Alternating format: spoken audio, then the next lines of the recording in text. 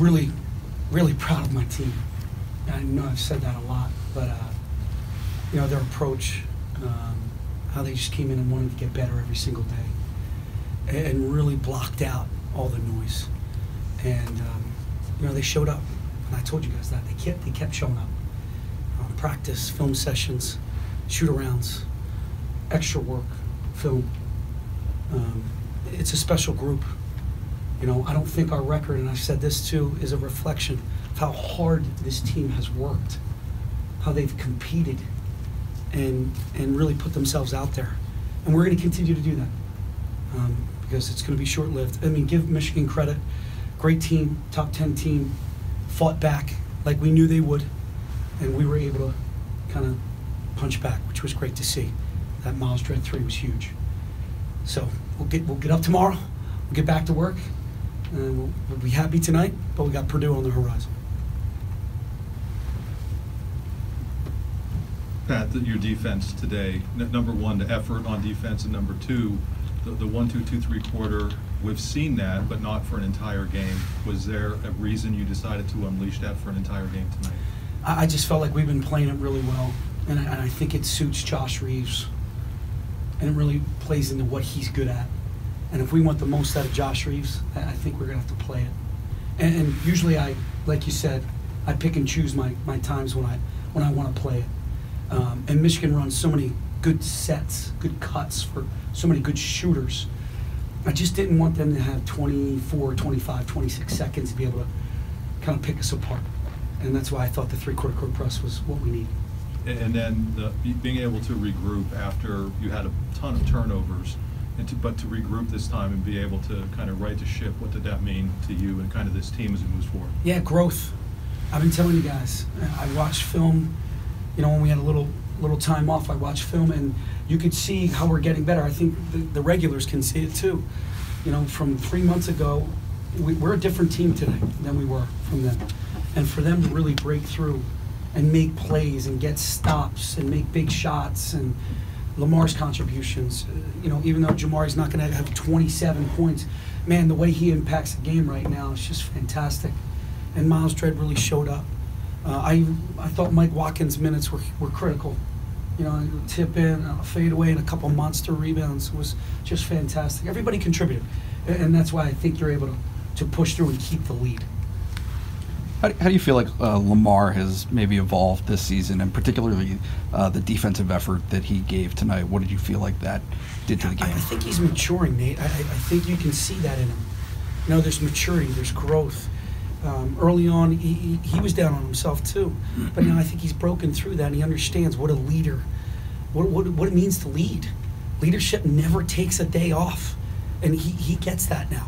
Because if his body language goes bad, back to Mark's question, then, you know, the freshmen are going to look at him like, whoa. But it didn't. And he was having great little huddles at the free throw line. Before I'd go in, they were having great huddles. Jamari's taking the board. I thought those guys really stepped up and took ownership of the team at the most critical points. Pat, you just touched on Lamar's defensive contributions, specifically those blocks he had, you know, late in the game there. What did you think that those did for you guys from a momentum? Oh, they prevented points and swung the momentum back to us. I thought what he did was better in the half court. Like, he did some good things in the half court. You're going to see the monster blocks and all that stuff. I'm going to look at it the way he was doing what he was supposed to do. He's keeping guys in front of him, playing good team defense. We talk about toughness. We talk about talking. We talk about teamwork. And I think Lamar led us in that tonight. About 3 minutes ago, you had a hug with Jamari going into a timeout, and you guys talked for what seemed like a long time.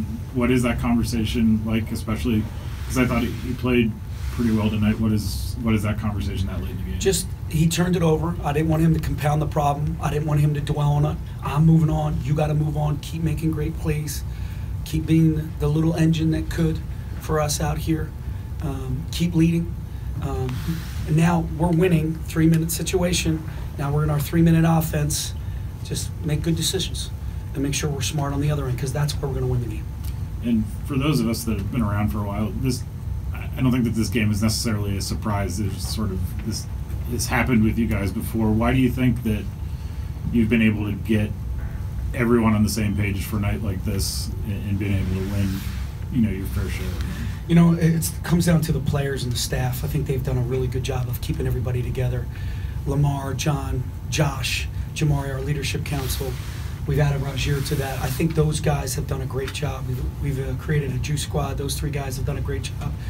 It really starts with those guys, because if they don't come in with the right approach, they don't come in with a great attitude, you're not able to compete at Ohio State or Northwestern or against Purdue here and win a game like tonight. Pat, you played for a large majority of the first half in a smaller lineup. I think Mike and John only combined for about 11 minutes in the first half. Coach Beilein was just here talking about that and the matchup problems it created for them. Did you know going into the game that was something you would be able to exploit, or was that just a product of Brasdakis being in foul trouble and being able to take advantage of Teskey on Lamar? I actually went to Lamar a couple of weeks ago and talked to him about playing the 5 and what he thought, because he had to buy into it first.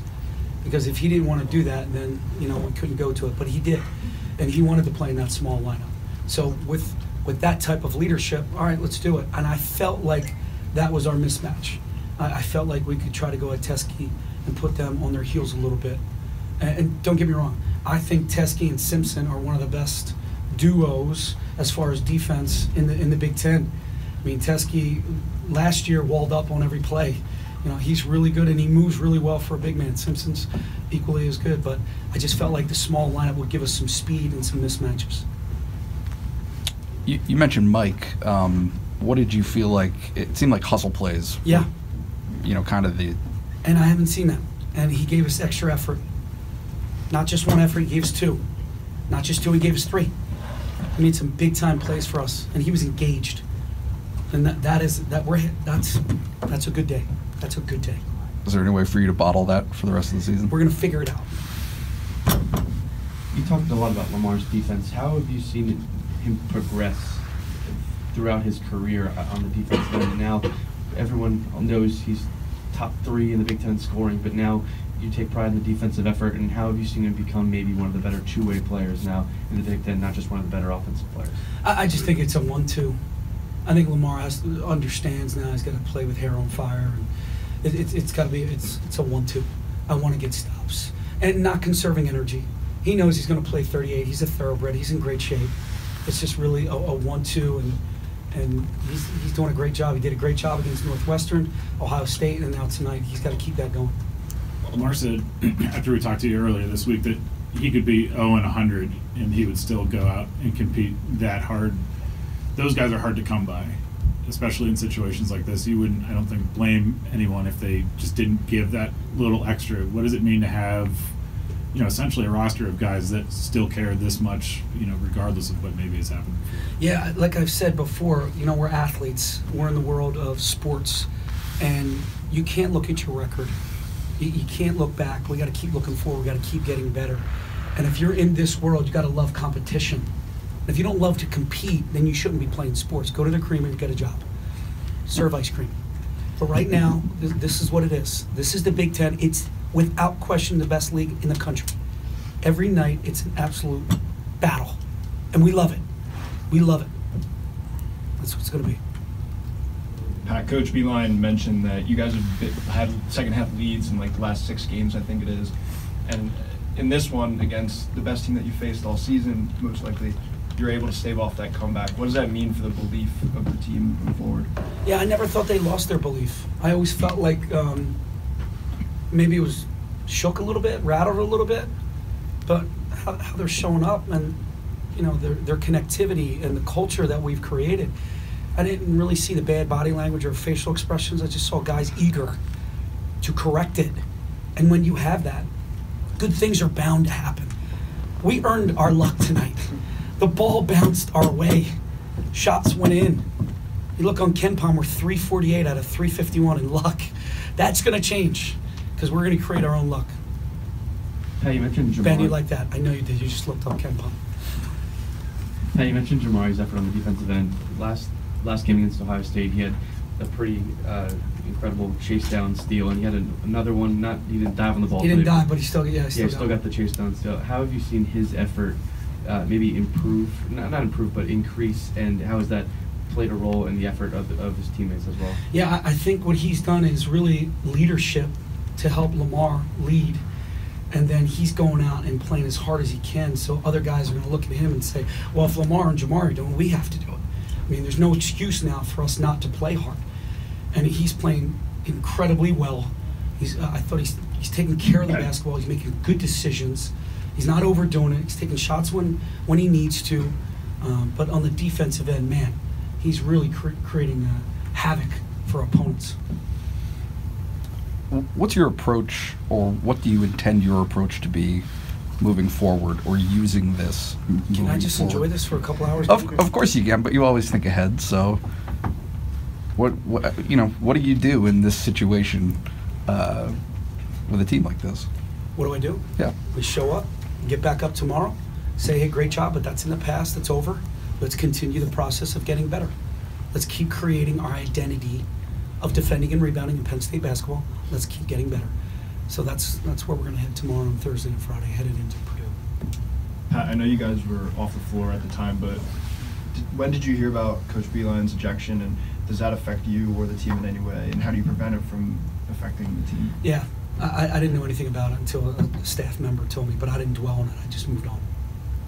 You mentioned Jamari's wreaking havoc on the defensive end. He was guarding Jordan Poole for a large portion of tonight's game, and Jamari was pressuring him as soon as he crossed half court, and Poole ended up shooting, I think, 1 of 8 from 3.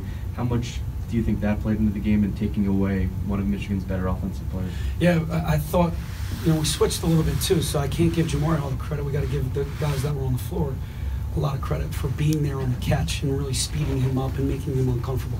He's one of the best scorers or shooters in this league, hands down.